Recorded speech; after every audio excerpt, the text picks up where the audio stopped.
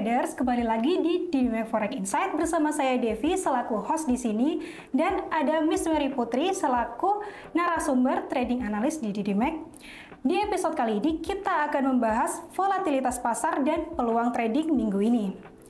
Volatilitas pasar semakin menarik. Pekan ini kita kembali melihat pergerakan harga yang terkonsolidasi di base-nya. Hal ini mengindikasikan potensi untuk terjadi pergerakan yang lebih besar pekan ini. Dengan kata lain, pelemahan dolar Amerika Serikat apakah masih berpotensi berlanjut? Pertanyaannya, apakah pekan ini ada berita fundamental yang dapat menyeimbangkan pelemahan dolar? Atau justru sebaliknya, dolar Amerika Serikat akan terus melemah. Bersama narasumber kita akan membahas poin-poin penting yang perlu diperhatikan oleh trader forex agar bisa memanfaatkan peluang pada minggu ini. Oke, Miss, gimana kabarnya, Miss? Alhamdulillah baik. Oke, langsung aja ya, Miss, ya, langsung ke pertanyaannya. Iya. Pertanyaan yang pertama, bagaimana pengaruh kenaikan harga XAUSD hingga mencapai level tertinggi bulan ini di 2437 terhadap strategi trading Anda? Apakah ini mengindikasikan tren bullish yang berkelanjutan? Oke. Untuk SAUUSD ya, SAUUSD ini kan kita lihat ya kemarin itu mencapai level tertinggi banget di bulan ini sampai di 2437. Itu mengidentifikasikan kalau itu adalah tren bullish yang sangat kuat ya. Jadi dalam strategi trading saya sendiri, ini berarti saya akan mempertimbangkan posisi longnya pada SAUUSD ini, terutama jika harga tetap ada di level di atas level supportnya gitu sebagai kuncinya.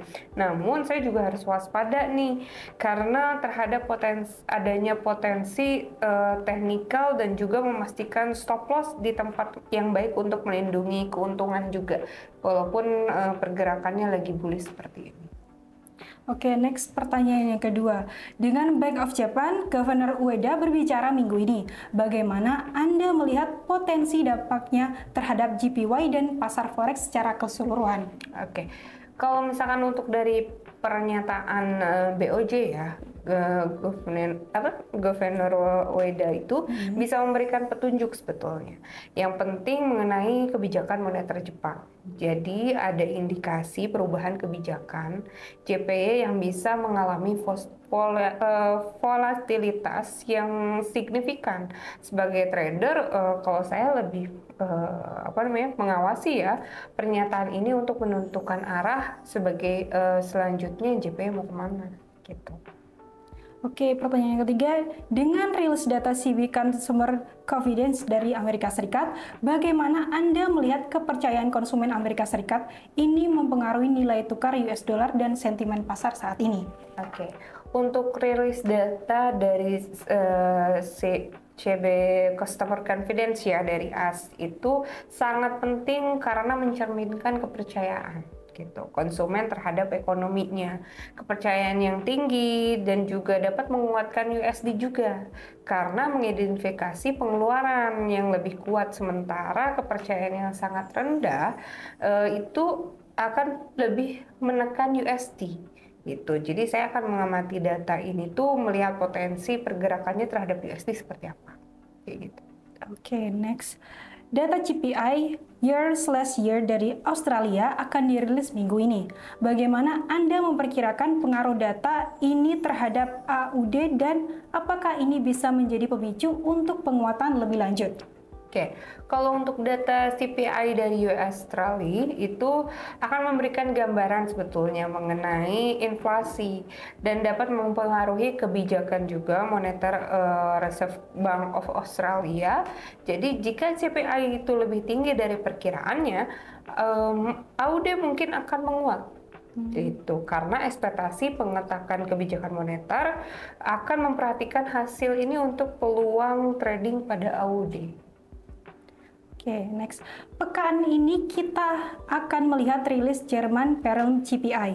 Bagaimana data inflasi ini dapat mempengaruhi euro terhadap US dollar dan apa yang sebaiknya diperhatikan trader dalam menghadapi rilis data ini? Oke.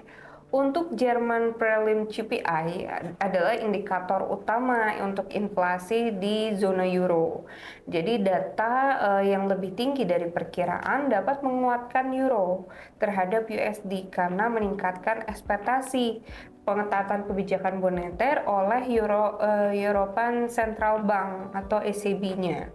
Trader juga harus siap dalam pergerakan yang bakal signifikan terhadap euro USD ini berdasarkan hasil ini ya. Gitu. Oke, next. Dengan rilis data Prelim GDP quarter/quarter dan unemployment claims dari Amerika Serikat minggu ini, bagaimana Anda melihat dampaknya terhadap US dollar dan pasar forex secara keseluruhan? Oke, kalau untuk data prelim GDP itu unemployment claims-nya dari AS itu akan memberikan gambaran tentang kesehatan ekonomi Amerika Serikat. Data GDP itu lebih baik dari perkiraan yang dapat menguatkan USD. Jadi untuk sementara data klaim pengangguran ini yang lebih tinggi dari perkiraan dapat menekan dan memantau kalau misalkan kedua ini akan mengalami sentimen pasar terhadap USD kalau misalkan hasilnya bagus. Oke, next. Seberapa penting data manufacturing PMI dari Cina dalam konteks pasar forex saat ini?